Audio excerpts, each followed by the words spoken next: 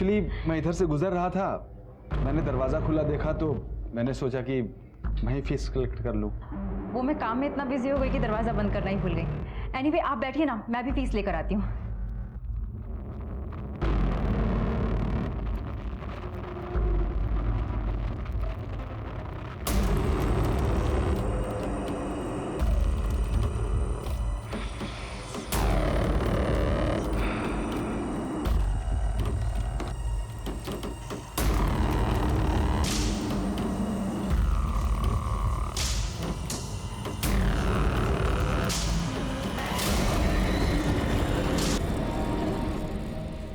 ये लीजिए आपकी फीस। जी थैंक यू।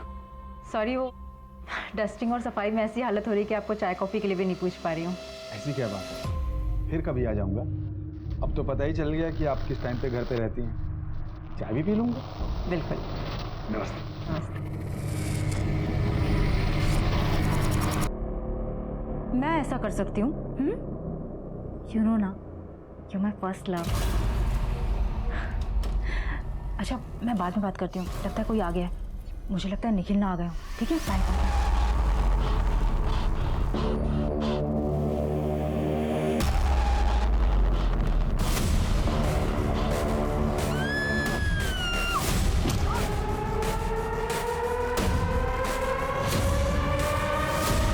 के इरादे से नहीं आया था, लेकिन घर के अंदर मामला बिगड़ जाता है, कोई झड़प होती है, खूनी जो है घर पे रखा कोई सामान उठाता है और रोहिणी पे वार करता है और उसके बाद वो सामान लेकर फरार हो जाता है ताकि कोई सुराग ना मिले। पॉसिबल तो है सर। ले हुआ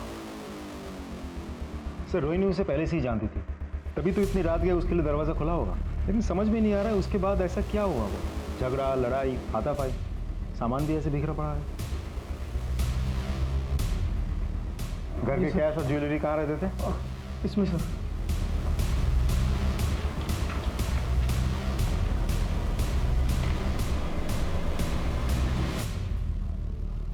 मतलब खून करके कैश और ज्वेलरी लेके खूनी फरार हो गया।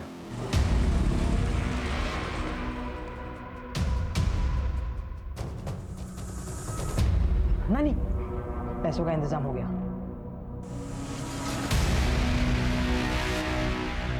जमीन पे पड़े हुए सूखे खून के धब्बे को देखकर तो ऐसा लगता है कि रोहिणी पे वार कल रात को किया गया था। फिर उससे कैश और गहने चुराए गए। लेकिन ट्यूशन से जब बच्चे लौटे सुबह, तब उन पर भी हमला हुआ। अब सवाल ये उठता है कि खूनी इतनी देर तक इंतजार क्यों करेगा? शायद वो बच्चों का वेट कर रहा था ताकि उन्हें भी खत्म कर दे। निखिल, रोनी का हस्बैंड। आइए मेरे साथ।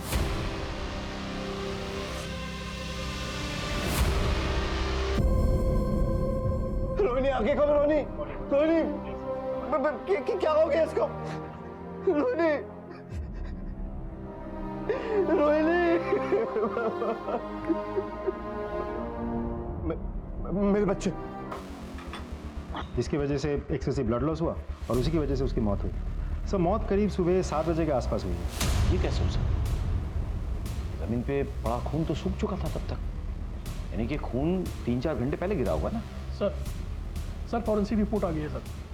डेड बॉडी के पास मिले हुए सारे ब्लड सैंपल्स डेड बॉडी के साथ मैच कर गए हैं सर। मतलब रोहिणी पे कातिलाना हमला रात के 3 बजे हुआ, लेकिन उसकी मौत सुबह 7 बजे हुई। तो तब तक रोहिणी ने स्ट्रगल क्यों नहीं किया और किसी को खबर करने की कोशिश क्यों नहीं की? सर, हो सकता है खूनी के हमले की वजह से बेहोश हो गई हो। हाँ, उसके सर पे किसी हैवी ऑब्जेक्ट से वार किया गया था, कोई मेटालिक ऑब्जेक्ट जो घर पे शायद पड़ी हो। घर से कोई मेटालिक चीज़ मिसिंग है? सर, निखिल से पूछिए एग्जैक्टली कहाँ पे थे? सर, मेरी एक आर्किटेक्ट फर्म है। मैं एक प्रोजेक्ट के सिलसिले में आउट ऑफ टाउन था। वहीं तेजस का फ़ोन आया तो उसने मुझे इस हादसे के बारे में बताया। मैं तुरंत वहाँ से चला आया। अच्छा निखिल जी, आपको क्या लगता है आपकी पत्नी को किसने मारा होगा, क्यों मारा होगा? उनकी किसी से कोई दुश्मनी, कोई उन्हें कोई परेशान कर रहा था, कभी किसी ने धमकाया हो? नहीं sir. Sure? I am sure. आपके बच्चों को भी मारने की कोशिश की गई, तो बच्चों से किसकी दुश्मनी हो सकती है? बच्चों की भला किसी से क्या दुश्मनी हो सकती है? आगे चलकर अगर आपको कुछ याद आए, कोई भी क्लू आपको मिले तो हमसे शेयर कीजिएगा जरूर। Definitely sir. Thank you sir. हो सकता है कि रोहिणी की मौत के पीछे जो कोई भी बात जिम्मेदार है, शायद निखिल को भी उसकी खबर नहीं है। लेकिन हमें निखिल और रोहिणी के तमाम डिटेल्स पता करना होगा। पास पड़ोस में बात करो, पूछताछ करो, इनके कलीग से बातचीत करो, फ्रेंड्स, रिलेशंस, मायके, हर जगह। सर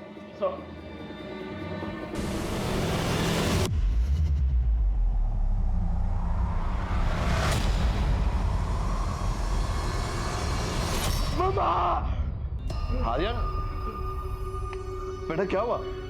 क्या हुआ? आयु आयु क्या हुआ? कुछ नहीं माँ, बस वो कोई बुरा सपना देख लिया होगा। मम्मा को मत मारो, मत मारो। बेटा शांत हो जाओ, शांत हो जाओ बेटा, हम सब हैं ना तुम्हारे साथ, हैं?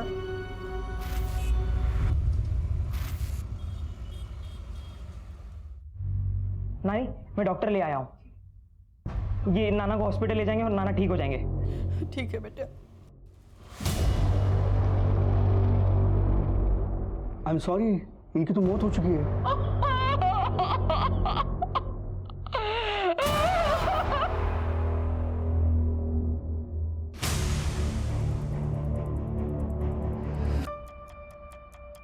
मैंने रोहिणी के बैंक डिटेल्स चेक किए। रोहिणी ने अपने अकाउंट से 2 लाख रुपए निकाले थे।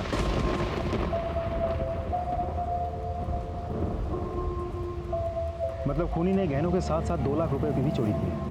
सर निखिल की डिटेल्स निकाली। वो किसी ऑफिशियल काम से बाहर नहीं गया था, बल्कि अपनी गर्लफ्रेंड और बिजनेस पार्टनर चंद्रिका के साथ एक होटल में रुका था। मुझे नहीं पता कि रोहिणी ने 2 लाख रुपए किससे निकाले थे। और रही बात चंद्रिका की, उसके साथ मेरा कई सालों से। हे लव, मैं सोच रही थी कि रिजॉर्ट जाऊं for 2 nights. Wanna join me?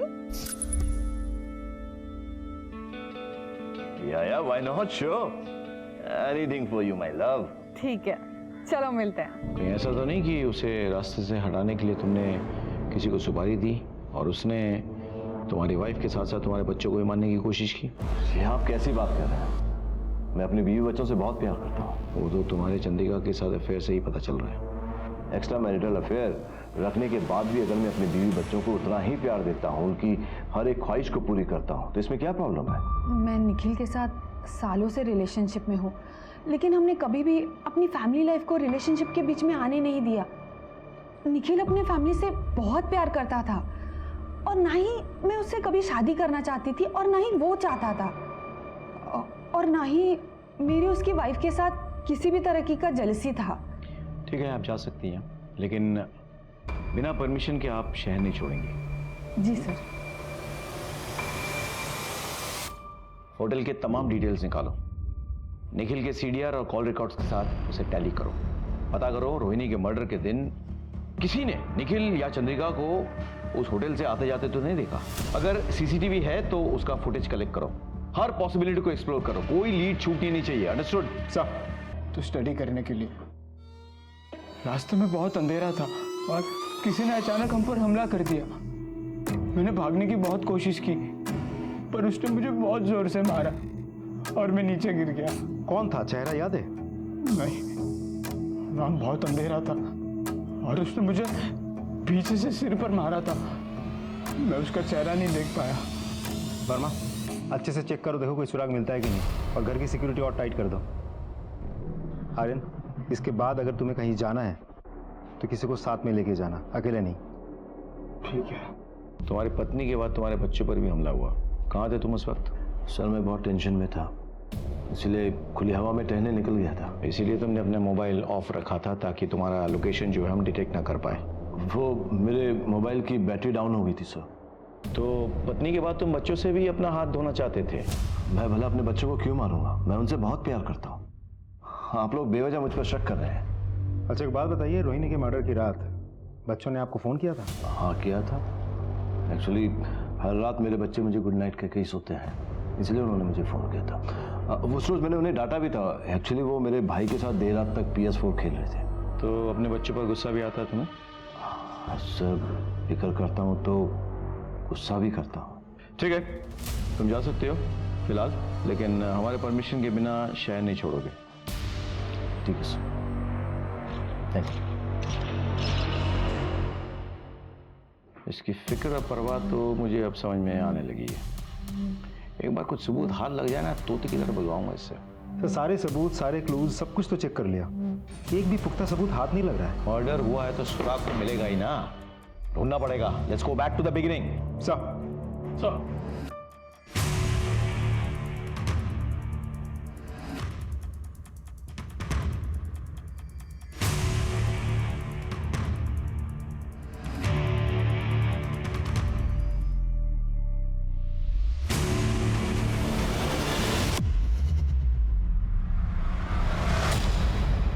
Sir इस सिम को रोहिणी के घर पे बड़े ही सस्पिशियस तरीके से छिपाया गया था।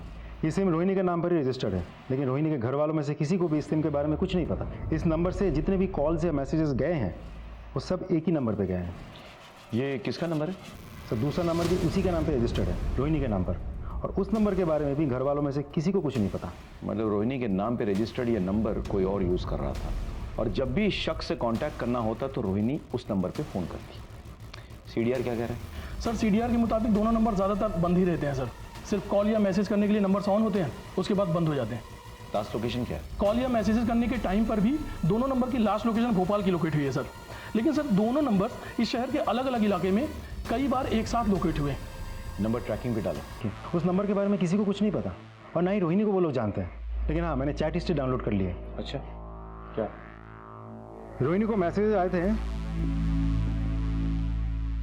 तुम मुझसे प्यार नहीं करती, सिर्फ अपने हस्बैंड से और फैमिली से प्यार करती हो। रोहिणी का रिप्लाई, मैं तुमसे भी बहुत ज़्यादा प्यार करती हूँ, ऐसा नहीं है। उसका रिप्लाई, तो फिर छोड़ क्यों दिया? रोहिणी, मैं मजबूर थी। फिर उसने पूछा, अब इन सबको छोड़ दो और मुझे अपना लो। फिर रोहिणी का रिप्लाई, नहीं मैं ऐसा नहीं कर सकती। फिर उसका रिप्लाई आता है, तो फिर मुझसे प्यार करने का नाटक क्यों करती हो? You selfish. सर इससे तो साफ पता चलता है कि दोनों के बीच अफेयर चल रहा था। और ये तो तय है कि रोहिणी की जिंदगी के इस एंगल के बारे में ज्यादा लोग नहीं जानते।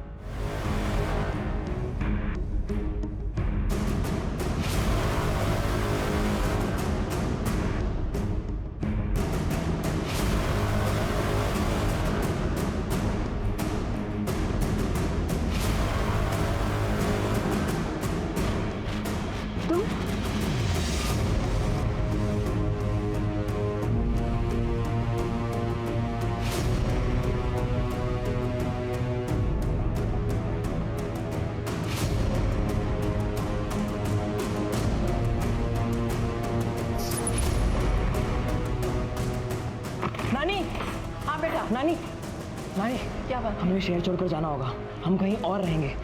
इस घर का सौदा हो चुका है, और उस सौदे से हमको इतने पैसे मिलेंगे कि मैं नया काम और नई जगह शुरू कर सकता हूँ। ठीक है, हाँ, मैं जा।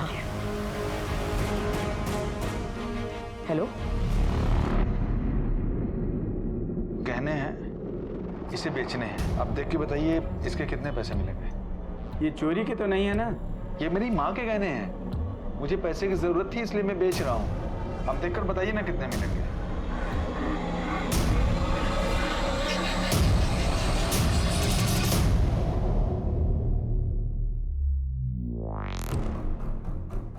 अभी रोकड़ा कम है, शाम तक आइएगा, पैसों का इंतजाम करके रखूंगा।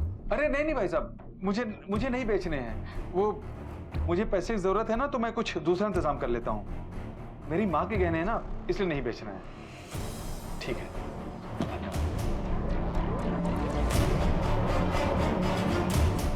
Hello, police station. अब जब शहर छोड़कर जा ही रही है तो फोन करके उसे बता दो। ठीक है नानी।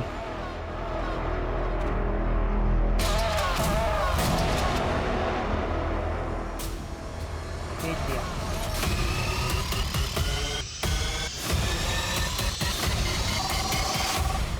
हेलो, हाँ सर, साइबर सेल से कॉल आया था।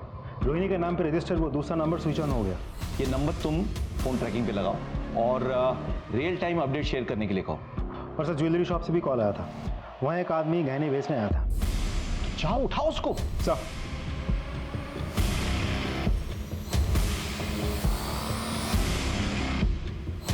जूम करिए। ये तो मेरे बेटे का ट्यूशन टीचर है, रमेश सुराना। कहाँ मिलेगा ये रमेश सुराना?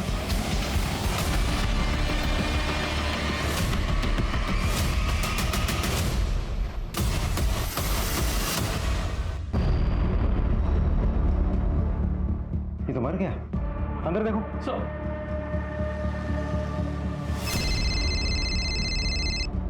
हेलो। जिस टीचर पे रोहिणी की हत्या का शक था उसी का खून हो गया। व्हाट? हाँ सर, दरवाजा खुला है, शायद घर पे अकेला था। कोई क्लूज, कोई मर्डर वेपन? जी सर, ढूंढ रहे हैं। देख के क्या लगता है, कैसे मारा है? सर शायद सर पे किसी भारी चीज से वार किया गया है, जिसकी वजह से एक्सेसिव ब्लड लॉस हुआ है और उसी की वजह से उसकी मौत हुई है। हो ना हो टीचर का मर्डर का तार रोहिणी के मर्डर से जुड़ा हुआ है। तुम लोग अच्छे से घर की तलाशी लो, देखो कहीं रोहिणी के घर से चुराए हुए कैश और गहने वहां ना पाए जाए। जी सर। जी सर अंदर ये मोबाइल मिला, इसकी गैलरी चेक की थी, देखिए क्या मिला। सर, टीचर के मोबाइल गैलरी पर रोहिणी के कुछ फोटोज और वीडियोस मिले हैं, वो भी चोरी छिपे शूट किए हुए। मतलब ये टीचर रोहिणी को स्टॉक कर रहा था सर। तुम लोग अच्छे से तलाशी लो, पास पड़ोस में पूछताछ करो, फॉर्मेलिटीज पूरी करो, लाश को पोस्टमार्टम के लिए भेजो और पोस्टमार्टम रिपोर्ट लेकर मुझसे मिलो। सर, फॉरेंसिक टीम बुलाओ, पोस्टमार्टम से पहले पंचनामा करवाना होगा। सर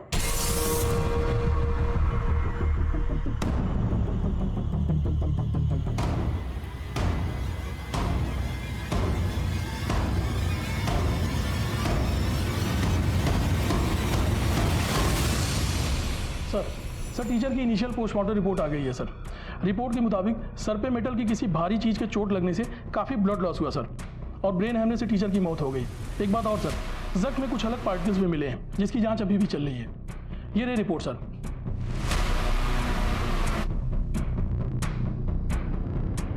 टीचर के फोन पे रोहिणी के वीडियोज और पिक्स मिले, इससे इतना तो क्लियर है कि वो टीचर कहीं ना कहीं रोहिणी को फॉलो कर रहा था। सर, रोहिणी के बच्चों से पता चला है कि उसी दिन क्राइम से पहले टीचर उनके घर आया था फीस लेने के लिए। शायद उसी वक्त उसको समझ में आ गया था कि हस्बैंड शहर से बाहर है और बच्चे जो हैं दादी के घर पे रात को रुकने वाले हैं। सर हो सकता है टीचर रोहिणी पर चांस मारने गया हो और रोहिणी के इनकार करने पर उसने उसे जान से मार दिया हो, और इसे लूट की शक्ल देने के लिए गहने लूटे हो और अब बेचने जा रहा था। हाँ, ये सारी पॉसिबिलिटीज हैं, लेकिन मेरे मन में कुछ सवाल है। सवाल एक, रोहिणी के घर पे कोई फोर्स एंट्री नहीं हुई। चलो मान लेते हैं कि वो टीचर रोहिणी के घर पे रात को पहुंचा और किसी बहाने उसने एंट्री ले भी ली और फिर रोहिणी के साथ उसने जोर जबरदस्ती की, लेकिन रोहिणी के बदन पे हमें उस तरह के जोर जबरदस्ती के मार्क्स नहीं मिले। सवाल नंबर 2, अगर हम मान लेते हैं कि टीचर ने जोर जबरदस्ती की इसलिए रोहिणी ने रिएक्ट किया और उसकी वजह से टीचर ने उसे मार दिया, तो फिर वो सुबह तक वहां पे क्या कर रहा था? उसे तो निकल जाना चाहिए था, जबकि उसके स्टूडेंट्स ने पुष्टि की है कि वो उन्हें सुबह ट्यूशन पढ़ा रहा था। तो फिर घर पे कौन और मौजूद था जिसने आर्यन और पलक पे हमला किया? सवाल नंबर 3, टीचर को किसने मारा और क्यों मारा? सवाल नंबर 4, उसके पास मिले गहने कहां गायब हो गए? सर, ऐसा भी तो हो सकता है कि किसी और को पता चल गया हो। ये भी हो सकता है कि टीचर ने अलग अलग दुकान जाके ज्वेलरी बेचने की कोशिश की हो और उसी में से किसी ने उनको अकेले पाके उनकी हत्या कर दी हो और फिर पैसे लेके भाग गया हो। सर, ऐसे देखा जाए तो ये केस बहुत ही कोइंसिडेंटल बनते जा रहा है। अब रोहिणी की हत्या टीचर ने की, किसी और ने टीचर की हत्या की रोहिणी के गहने और कैश लूटने के लिए, जिसके साथ रोहिणी का कोई कनेक्शन भी नहीं है। ये सारी पॉसिबिलिटीज हैं, लेकिन अब हमें एक नहीं 2 मर्डर मिस्ट्री सॉल्व करने हैं। टीचर के दोस्त, दुश्मन, रिश्तेदार सबके बारे में पता लगाओ, सबके डिटेल्स निकालो। हेलो, हाँ okay thank you. Sir cyber branch से कॉल आया था सर। उन्होंने रोहिणी के मोबाइल से उस मिस्टीरियस नंबर पे फूटी कोटी पर मिलने के लिए मैसेज भेजा था और वो मान गया सर। थोड़ी देर में मिलने के लिए आ रहा है। Very good. बेटा फोन लगाओ।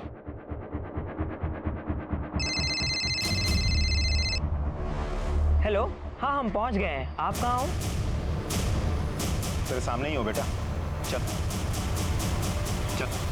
तुम्हारा नाम अक्षत है ना? हाँ सर। रोहिणी के साथ क्या रिश्ता है तुम्हारा? कौन रोहिणी सर? तो रोहिणी का रजिस्टर्ड नंबर तुम्हारे पास कैसे पहुंचा? और तुम उससे मिलना क्यों चाहते थे जबकि उसका मर्डर हो चुका है? क्या? नहीं ऐसा नहीं हो सकता। रोहिणी का मर्डर हो चुका है और हम उसके कातिल को ढूंढ निकालेंगे, लेकिन आपका क्या रिश्ता है रोहिणी के साथ? मैं रोहिणी की माँ हूँ, अक्षर उसका बेटा। सर माँ लगभग मेरे ही एज की थी, तभी एक विक्रम नाम के गुंडे ने माँ की इज्जत लूट ली। उन्होंने कोर्ट में गवाही दी और उस गुंडे को जेल भेज दिया गया। तो उस हादसे के बाद वो पेट से हो गई। हमने उससे बोला गिराने के लिए, और मेरी बेटी ने बच्चे को गिराने से मना कर दिया। ये बात मैंने सबसे छुपाई। फिर भगवान की कृपा से हमें एक अच्छा रिश्ता मिल गया। मैंने अपनी बेटी की शादी दूसरे शहर जाके निखिल से करा दी, और फिर हमने तीर्थ यात्रा जाने का नाटक किया, और हमने ये दिखाया कि बद्रीनाथ में लैंडस्लाइड में हम लोग मारे गए। मैं बचपन से अपने नाना नानी को मेरे माँ बाप समझता रहा सर, लेकिन जब मैं बड़ा हुआ और लॉजिकली सोचा, तब मुझे समझ में आया कि ये दोनों तो मेरे माँ बाप हो ही नहीं सकते। आखिर ये बात मैं कब तक छुपाती, एक दिन बता ही दिया। मैं अपनी माँ से मिलना चाहता था, मैं उनको देखना चाहता था, मैं उनको छूना चाहता था, और मैं ये जानना चाहता था सर कि ऐसा क्या कारण था कि उन्होंने मुझे अबॉर्ट नहीं किया। सर पता है मुझे अफसोस किस बात का है कि पहले माँ होके भी नहीं थी, और अब जब कहने को माँ है तो वो इस दुनिया में ही नहीं है सर। अक्षय का बाप वो गुंडा दरिंदा, उसने मेरी बेटी को जान से मार देने की कसम खाई थी। तो आपको लगता है कि उस हैवान विक्रम ने आपकी बेटी को मारा है? रोहिणी का एक मर्डर सस्पेक्ट शहर में खुला घूम रहा है। आपको अलर्ट रहना चाहिए। आपके बच्चों पर हमला हो सकता है, आपको इन पर ध्यान रखना चाहिए। सर पापा मेरी तो एग्जाम्स है, मैं उन्हें मिस नहीं कर सकता। मैं समझ सकता हूँ। तुम इनके साथ जाना, हम चांस नहीं ले सकते। अब मम्मी से ब्लेसिंग भी ले लो।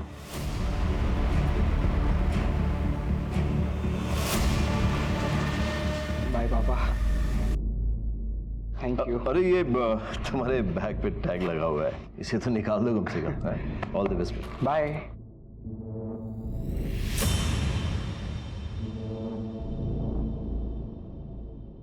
इतनी सारी फोटोकॉपीज? हाँ सर, वो आर्यन काफ़ी दिनों से परेशान था, पढ़ाई ठीक से नहीं कर पाया, तो अपने दोस्तों से नोट लेकर उसने ये कॉपी करवाई है। मुझे ये मर्डर वेपन चाहिए किसी भी हालत में। सर हर जगह तो चेक कर लिया, सारे खुले एरियाज, नाली, डस्टबिन, हर जगह, कहीं कुछ नहीं मिला।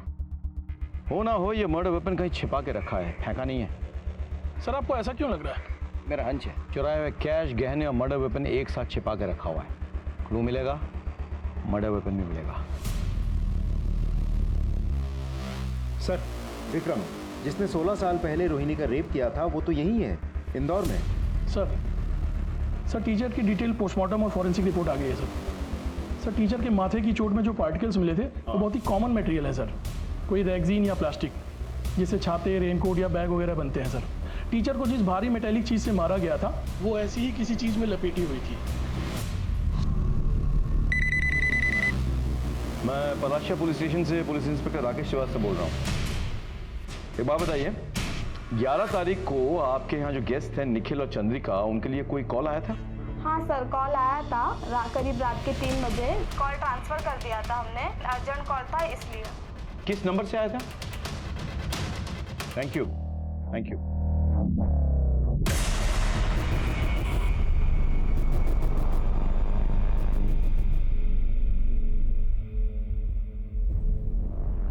सॉरी मिस्टर निखिल, आपके यहाँ वाईफाई है क्या? क्योंकि मेरा सिग्नल बड़ा वीक आ रहा है और कुछ इंपॉर्टेंट मेल्स भेजने हैं। जी हाँ, हमारे घर। हमने क्या किया? चलो पता। क्या बात है? हम आर्यन को पुलिस स्टेशन ले जा रहे हैं पूछताछ करने के लिए। अरे क्यों लेके? आपकी पत्नी के मर्डर के सिलसिले में। अरे सर यहाँ पे पूछताछ कर सकते हैं ना आप पुलिस के काम में बाधा डाल रहे हैं। सर पापा, अरे सर, अरे कहाँ? अरे मेरी बात तो सुनिए सर। बेटा तुम टेंशन मत लेना, मैं अभी सब ठीक करके तो है, तो अपना ध्यान रखना है। देखिए आप मेरे बेटे को ऐसे पुलिस स्टेशन में बैठा के नहीं रख सकते। चोरी अभी के अभी। सर आपका शक सही निकला, मर्डर वेपन पे आयरन के फिंगरप्रिंट्स मिले हैं। आर्यन, हमें प्रूफ मिल चुका है, अब तो सच बता दो। हाँ, मैंने ही मर्डर किया अपनी मम्मी का, पर मैंने टीचर को नहीं मारा। उस रात जब मैं घर लौटा तो मैं फ़ोन पर गेम खेल रहा था, उन्होंने आकर मेरा फ़ोन छीन लिया। और मुझे सोने के लिए कहा। मैंने उनके साथ आर्ग्यू की तो मुझे थप्पड़ मार दिया। मुझे बहुत गुस्सा आया, पास पड़ा हुआ स्टैचू उठाया और उसके सिर पर मार दिया। और अगले दिन तुम पर जो हमला हुआ उसका क्या? मैंने झूठ कहा था। आपके इन्वेस्टिगेशन को भटकाने के लिए मैंने झूठ कहा था कि मेरे मम्मा के कातिल ने हम पर हमला किया। तुमने अपनी माँ को मार डाला। अरे कितना फिक्र कर तुझे तो बता। तुम कैसे बैठे हो तुम? बहुत कमाल की एक्टिंग करते हो तुम निखिल। क्या बात है? कोई भी तुम्हें देखेगा तो कहेगा कि हाँ तुम बिल्कुल शॉक्ड हो अपने बेटे के कारनामों से, नहीं? जबकि तुम्हें सब पता है, तुम अच्छी तरह से जानते थे कि तुम्हारे बेटे ने तुम्हारी पत्नी का कत्ल किया है। क्या बकवास कर रहे हैं आप? बकवास? अच्छा, क्या मर्डर वेपन पे सिर्फ आर्यन के फिंगरप्रिंट्स थे? नहीं सर, मर्डर वेपन पे आर्यन के साथ साथ निखिल के भी फिंगरप्रिंट्स मिले हैं। सर, जिस वक्त टीचर का मर्डर हुआ था उस वक्त निखिल के फ़ोन की लोकेशन टीचर के घर के पास ही थी। हमारे पास एक आई विटनेस भी है। पापा को कॉल किया। सबूत और विटनेस दोनों है हमारे पास। खुद सच बताओगे या अपने तरीके से मुंह खुलवाए तुम्हारा? आर्यन को अपनी माँ पर शक हो गया था। उसके दोस्त अक्सर बातें किया करते थे कि कैसे रोहिणी उस लड़के से मिलती थी, कभी कॉफी शॉप में, कभी गार्डन में। आर्यन ने भी रोहिणी और अक्षत को कई बार देखा। जब उससे रहा नहीं गया तो उसने मुझे बताने की ठानी, लेकिन मैं उस वक्त वहां था नहीं। रोहिणी ने बच्चों को उनकी दादी के यहाँ पर स्लीप ओवर करने की परमिशन दी थी। बस यही वो समय था जब आर्यन का शक और बढ़ गया। उसे लगा कि जरूर रोहिणी कोई प्लान बना रही होगी उससे मिलने का। और जैसे ही रोहिणी बाहर गई उसने मुझे कॉल। हेलो सर, आपके लिए कॉल आया। पापा, मैंने मम्मा को मार डाला। क्या? वो उस लड़के के साथ फोन पर फ्लर्ट कर रही थी, मैंने अपने कानों से सुना। कौन है यहाँ? तुम दोनों यहाँ पर क्या कर रहे हो? तुम फोन पे किसके साथ फ्लर्ट कर रही थी? क्या बकवास कर रहे हो ये? मॉम जैसी नहीं होती, तू ना माँ के नाम पे कलंक है। तुम्हें सच्चाई नहीं पता है, मुझसे बात करना ही बेकार है। आप ही ने तो कहा था कि आप होते तो आप मार डालते, मैंने भी वही किया। और टीचर को किसने मारा? पता नहीं से। पता नहीं। टीचर के मर्डर के वक्त हमने तुम्हारा मोबाइल लोकेशन लोकेट किया था और टीचर के जख्मों में आर्यन के बैग के निशाने मिले हैं। अब समझ रहे हो? सच बोलो। आर्यन ने जिस स्टैचू से रोहिणी को मारा था उसे उसने अपने बैग में रखा और वहां से चला गया। और दूसरे दिन उसी बैग को वो अपने ट्यूशन में ले गया और उसे वहां जाके छुपा दिया। लेकिन हमारी किस्मत ही खराब थी सर, वो बैग टीचर को मिल और उसमें रखे हुए ज्वेलरीज, पैसे और वो स्टैचू उसने देख लिया। जब आर्यन उसे वहां लेने गया तो और कहा कि मैं पुलिस को बता दूंगा। अपने बेटे को बचाने के लिए मुझे टीचर को मारना पड़ा।